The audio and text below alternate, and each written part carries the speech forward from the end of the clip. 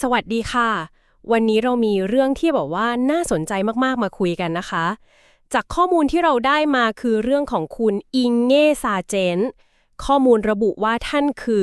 มหาเทวีองค์สุดท้ายแห่งสีป่อรัชฉานค่ะ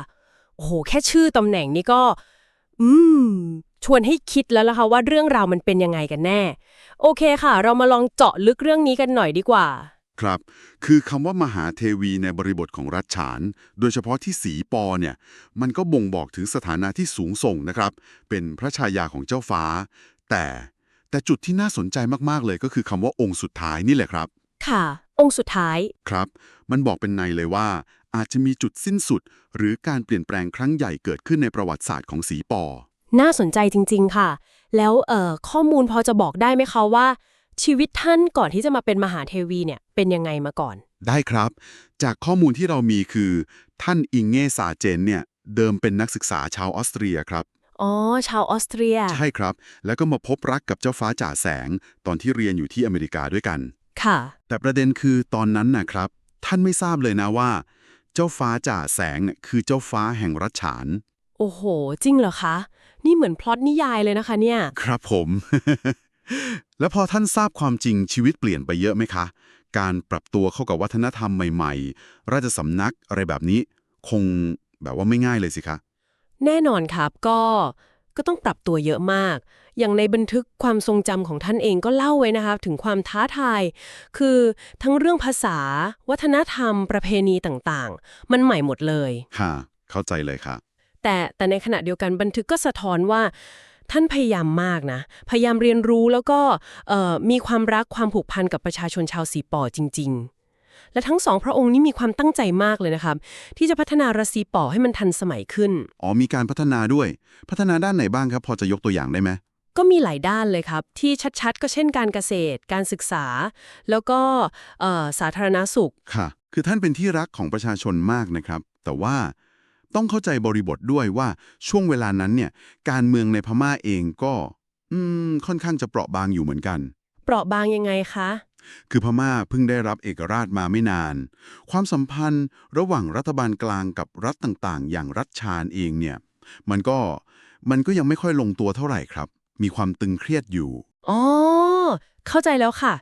แล้วความเปราะบางที่ว่าเนี่ยมันนำไปสู่จุดเปลี่ยนที่ทำให้ท่านกลายเป็นมหาเทวีองค์สุดท้ายได้ยังไงคะครับ จุดเปลี่ยนสำคัญเลยนะครับ คือเหตุการณ์รัฐประหารในพม่าปี 1962 อ๋อรัฐประหารปี62ใช่ครับในพลเนวินนำกองทัพยึดอำนาจ แล้วก็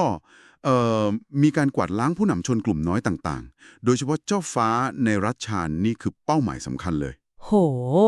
และเจ้าฟ้าจ่าแสงเองก็เป็นหนึ่งในผู้ที่ถูกจับกุมตัวไปในตอนนั้นครับ แล้วก็หายสาบสูญไปเลยนับตั้งแต่นั้น โหฟังแล้วน่าจะเทือนใจจังเลยค่ะแล้วแล้วทางมหาเทวีอิงล่ะคะท่านเป็นยังไงต่อหลังจากเหตุการณ์นั้นครับพอเจ้าฟ้าจ่าแสงหายตัวไปสถานการณ์มันก็บีบคั้นมากอันตรายมากครับสุดท้ายมหาเทวีอิงเง่ก็เลยต้องตัดสินใจลี้ภัยออกนอกประเทศไปครับพร้อมกับพระธิดา2 คน อ๋อ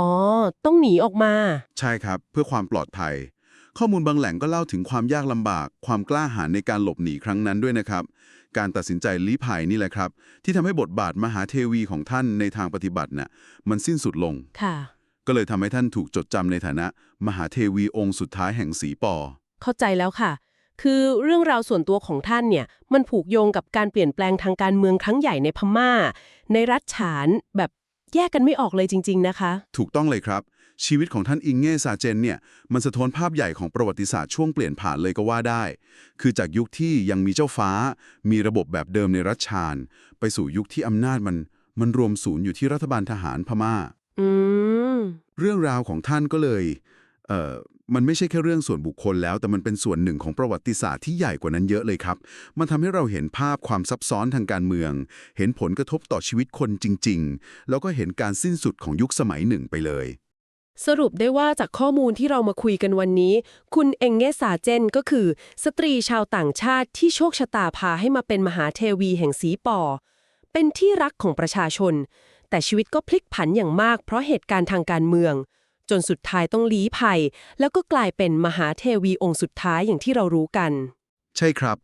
แล้วข้อมูลที่เรามีแค่นี้เนี่ยมันก็ยังแบบว่าชวนให้เราคิดต่อนะครับว่าเรื่องราวของท่านเนี่ยมันบอกอะไรเราได้อีกบ้างเกี่ยวกับประวัติศาสตร์ความสัมพันธ์ระหว่างพม่ากับชนกลุ่มน้อยหรือบทบาทของผู้หญิงในช่วงเวลาแบบนั้นคือมันทำให้เกิดคำถามสำคัญขึ้นมาเหมือนกันนะครับว่าเราเรียนรู้อะไร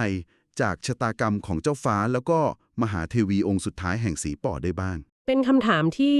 น่าคิดตามจริงๆค่ะเรื่องราวของท่านเนี่ยอาจจะเป็นเหมือนกระจกสะท้อนประวัติศาสตร์ช่วงเปลี่ยนผ่านที่สำคัญมากๆของภูมิภาคนี้ได้เลยนะคะ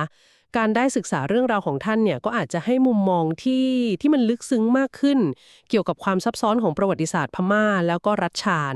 ก็น่าจะเป็นประเด็นที่ทำให้เราต้องกลับไปคบคิดหรือหาข้อมูลเพิ่มเติมกันต่อนะคะ